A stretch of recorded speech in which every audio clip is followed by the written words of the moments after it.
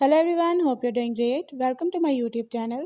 In my today's video, I am going to tell you how you can enable LED light call notifications in your device Xiaomi 12T and 12T Pro.